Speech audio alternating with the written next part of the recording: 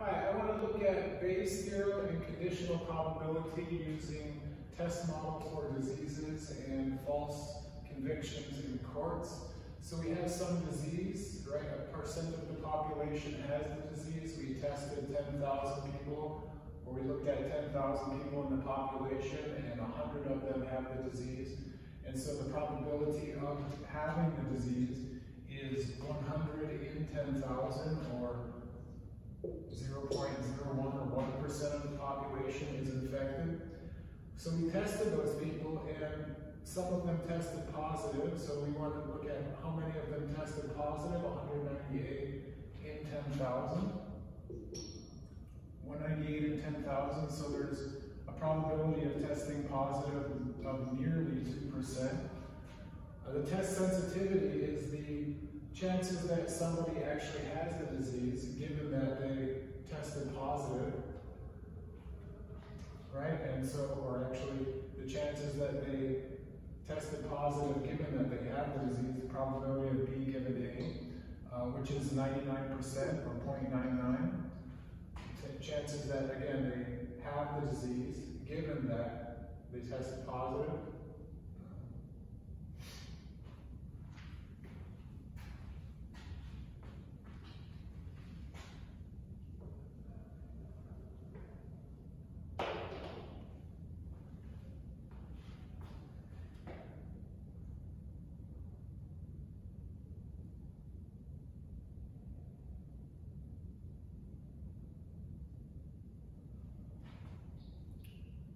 I want to take a look at some conditional probabilities using Bayes' theorem. So we have two conditions, or two separate probabilities that are dependent upon one another. In a population, we have surveyed 10,000 people, and 100 of them have some specific disease, as indicated by a test and facts related to diseases, right? And so the probability that a person has a disease in this population is 100 in 10,000, or 1%, or 0.01. The probability that they tested positive is, we have 99 positive tests and 99 positive tests here. And so we'll add those up, we get 198 divided by 10,000, or 0.0198, roughly 2% of the population tested positive. And so we have a test sensitivity, the probability that somebody tested positive, given that they have the disease. We look at all the people who have the disease, and the percent that tested positive is 99%. So the test has a 99% accuracy rate on testing positive for people who have the disease. It also has specificity of 99%, where we have 99% of the people who tested negative don't have the disease.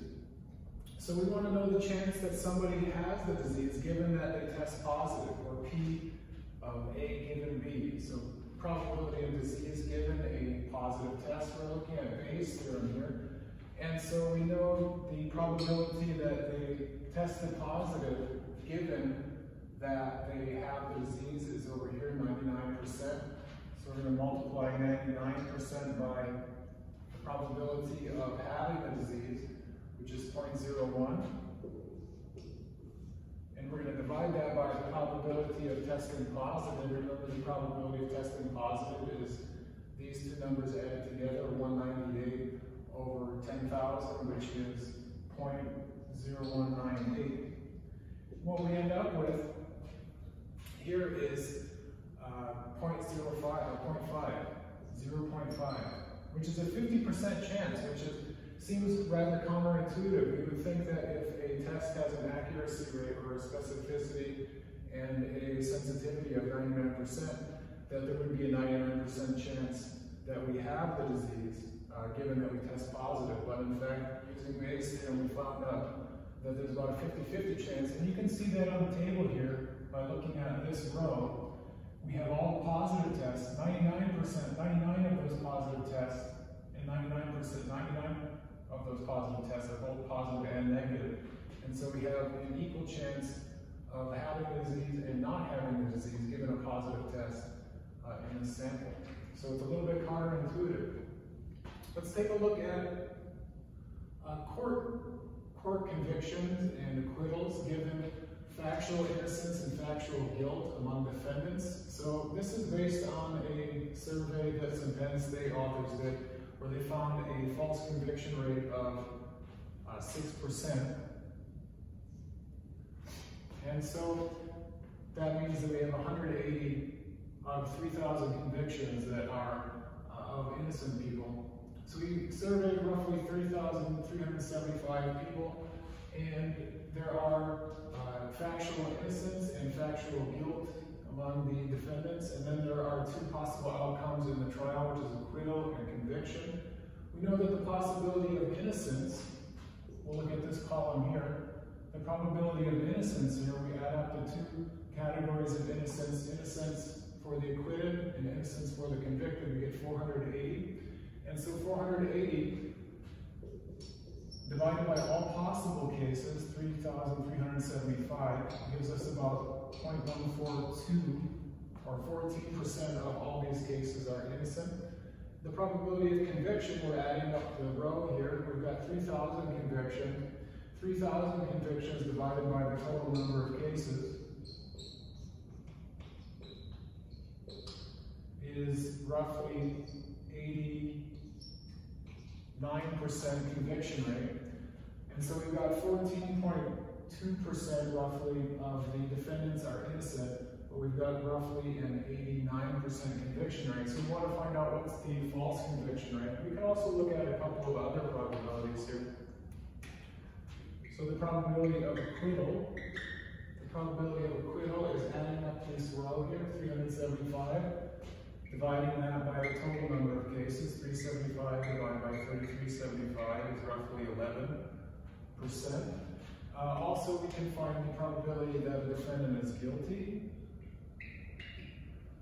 is by adding up this column here, we get 2895 divided by the total number of defendants.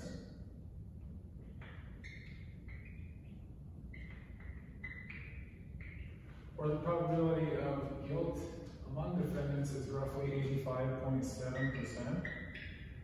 All right, so now we can start to look at some conditional probabilities. Let's first look at the probability that somebody is acquitted given that they're innocent. Probability of acquittal given innocence. And we can just look at this table here. We don't actually have to look at Bayes' formula. We can check our work with Bayes' formula, but we don't have to use it given this table here.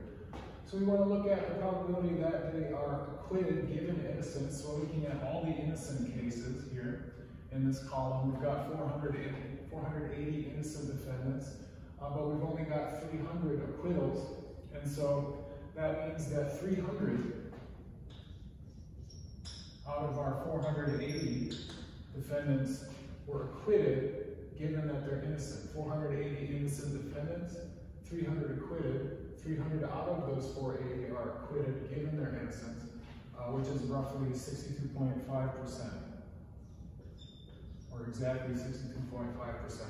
Let's look at the probability that they're innocent given that they're acquitted. So we're taking all the persons who are acquitted. Remember, we've got some guilty people acquitted due to maybe procedural errors or some fancy defense counsel. So we've got innocent and guilty people who are all acquitted.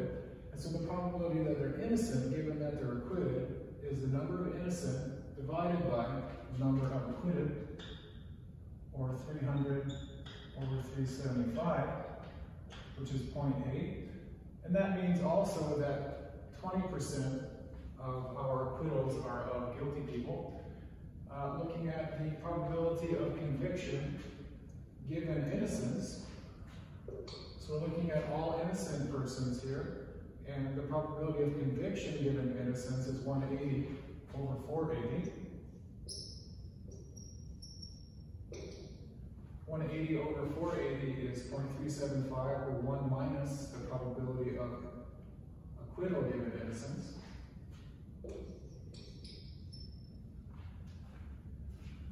And then we can also look at the probability of innocence given conviction.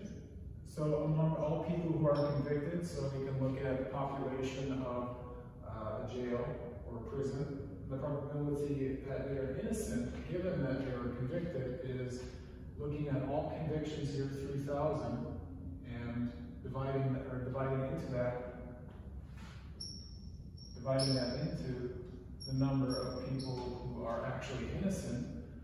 And several studies have suggested that there are between 1 and 5 or as high as 12.5% some of people who are convicted whose perhaps have exculpatory DNA evidence, or later they find out that prosecutors mishandled evidence, or police planted evidence in various number of cases, resulting in a false conviction rate of 6%, which is relatively modest or conservative estimate if you look at a number of different studies, though still quite disturbing given the number of prisoners the United States has.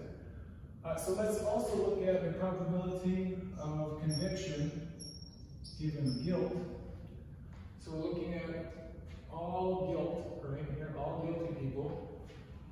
Conviction given guilty, so it's given that we are guilty here, the defendant is guilty. We've got 2,895 guilty persons, and of those, 2,820 were convicted.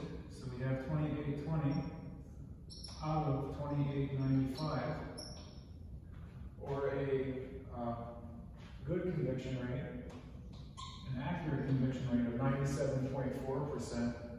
And finally, let's look at the probability of guilt given conviction, looking at all convictions here, and dividing